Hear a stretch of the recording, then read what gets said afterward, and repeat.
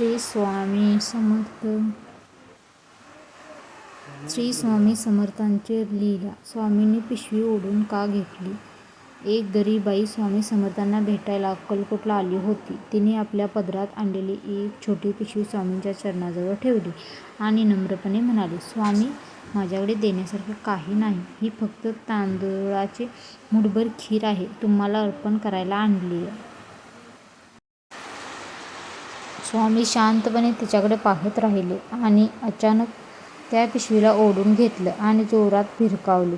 ती पिशवी फाटून गेली. सगळी खीर जमिनीवर सांडली. सर्व लोक आश्चर्यचकित झाले. त्या बाईचे डोळे पाणवले. तिने मनात विचार केला, मी माझं सर्वस्व अर्पण केलं तरी स्वामींनी नाकारलं. स्वामी म्हणाले, ही खीर खूप गोड आहे, पण यात अभिमानाची चव आहे. भक्तीमध्ये अहंकार नको.